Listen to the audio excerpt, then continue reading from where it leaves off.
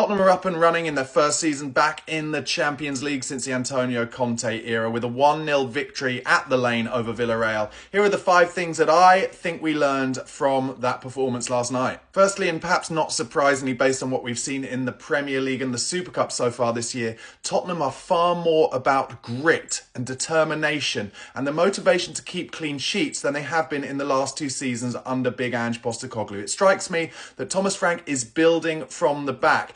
Lucas Bergwall after the game talked about that clean sheet mentality, and that is huge for Spurs right now because realistically it is not quite clicking in the front three, and Thomas Frank said it himself after the game. He said he has no doubt in the long run that Tottenham will score a lot of goals, but at the moment it's about keeping clean sheets, it's about making it difficult for the opposition and making it hard for Tottenham to concede goals, and that is working. That's why we won that game last night. Last season, I don't think there's any chance we would have won that game against Villarreal. We wouldn't have put them under so much pressure from set pieces, and we would have conceded as they broke time and time again through central midfield. Next up, in terms of individuals, I think Lucas Bergwall himself really stood out once again, just as he did against West Ham at the weekend.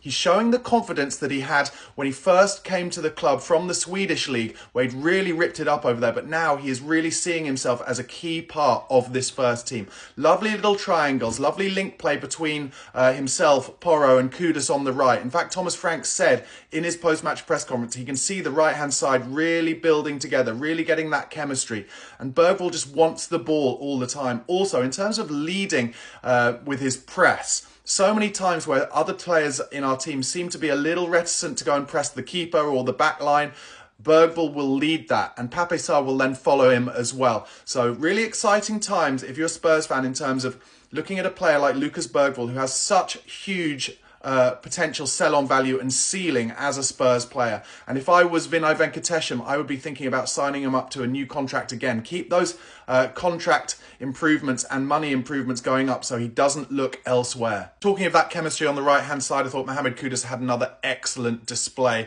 Him and Pedro Porro have such a great understanding. Porro will either play it into his feet, he'll put his studs on the ball and either give it back or then cut inside, rolling his opposition marker and often taking 2 or 3 members of the opposition out of play as he comes inside. The only slight negative I have on Kudus for the first few games this season is he just takes maybe sometimes an extra touch too many, but that will come. As he gets more confident in his teammates, I think he will realise when to release the ball. But it's such an improvement on Brennan Johnson, who I love, by the way, and is still a very young player and will improve. But in terms of having that ability to hold the ball up in the final third, Kudus has been absolutely magnificent this season. I also think Xavi Simons, even though he's not giving kind of 9 or 10 out of 10 performances in his first 2 games at Spurs, he is showing us